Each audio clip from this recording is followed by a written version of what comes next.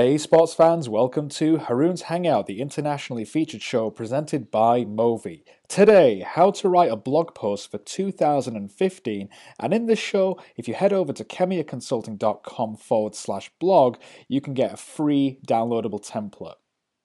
In today's show, we're going to work through the template and you're going to discover how to structure your blog posts, how to SEO optimize your blog post for 2015 specifically because some of the old tactics don't work anymore, and ultimately how to get more leads from your blog.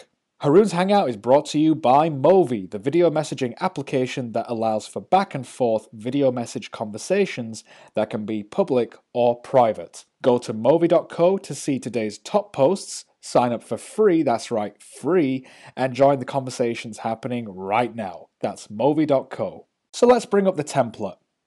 This is our standard way of structuring a blog post. Now, what we would recommend first of all is that your blog post is embedded in your current website. It shouldn't be a separate entity, but you can easily embed it within your website. That will just help with your overall SEO and helping with things like driving more traffic to your website. So right at the top, we have the compelling title.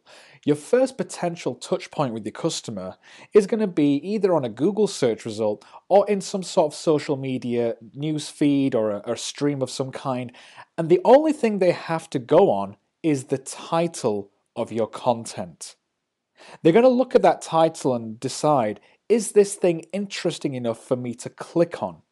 That's why any old title just will not do anymore. You have to make your title compelling. Some of the most popular titles in the recent years have been things like how to, so how to do this or how to do that. The best kind of compelling title that will make your customers click is if it will solve their problems, pains, or needs. Once you've identified what's the pain, what's the problem of your customer, you can go about crafting really good, compelling titles. Now, the language that you use is very, very important in the title. You want to strike a good balance of optimizing your title so that it's searchable for SEO purposes, but then you also don't want to be gaming the system, which is a black hat SEO tactic. You want to be actually including titles that are actually appealing to your readers and are most of all written for humans, not the search engines. Titles that work really well are how-tos, or even using words like amazing. You can also have a look in the show notes where we're going to put a link to an ebook that's done by HubSpot where they talk about a load of data that's going to tell you about what makes a good title, what kind of things you should include in there, and what kind of words and phrases you need to stay away from.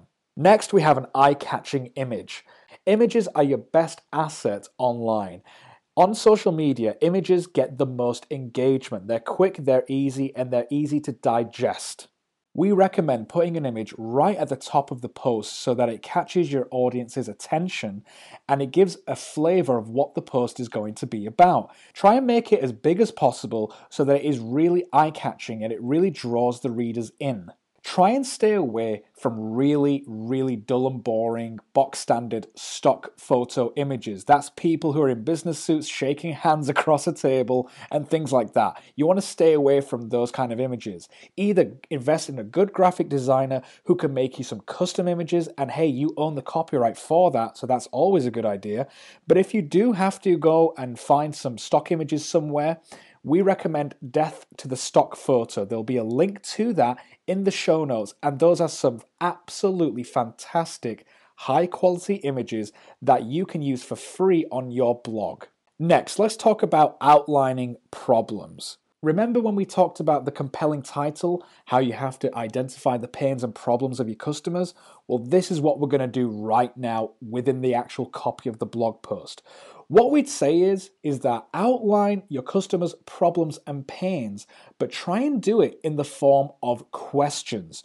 For example, are you struggling with? Are you frustrated with? Do you ever find that whatever it might be? Once you outline the problems in the form of questions, you are subconsciously getting your reader to say yes. If you can do about 3 questions, that's ideal because you want to try and get them to say yes subconsciously 2 or 3 times. Why is that important? Because if you are actually solving their problems and needs, they're going to be much more open to hear what you have to say. Now we're going to go on to the main content. People do not read online, they scan. When reading online, your brain is scanning for keywords and phrases and images that are important to you. Most people will scan down a blog post and they are looking for the headlines. Your job is to make sure that you make it easy for people's brains to scan that blog post. How do you do that? Number one, keep the blog post as short as possible. Do not waffle, keep it short, sweet, and concise. Secondly, include subheadings. Your subheadings should be bigger in font size than the rest of your paragraph text, and they may even be in bold or even in sometimes a different style. Either way, the brain should be able to identify what the subheadings are very easily. Thirdly, within the subheadings themselves, include really good emotive language, and also solve the problems and needs within the subheadings. If the brain sees a subheading that it likes, it will then look at the paragraph underneath and read through that. One of the cheeky phrases that we have, and forgive me for saying this, is cut the foreplay and get to it. Get to the point. Do not waffle. Let's go on to the next one. Call to action. What do you want your customers to do?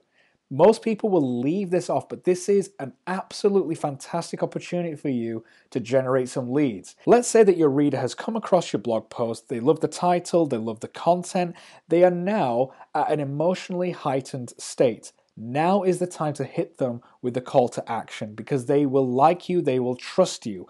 You need to give them something to do. Give them a button which says something like download this now or get your free template or whatever it is that you want them to do. For example, with this post right here, there'll be a download or get your free template CTA button. Now let's talk about the actual CTA button itself. It needs to be designed in a nice way where it's obvious that it is a button first of all. You'll be surprised how many CTA buttons get missed. One really good way to do this is to make the actual button a slightly contrasting color to the rest of your site. Let me give you an example. Let's say you have a website that is primarily white and blue. Your CTA button should be some sort of shade of orange. Now let's talk about the actual text you will put on the button itself.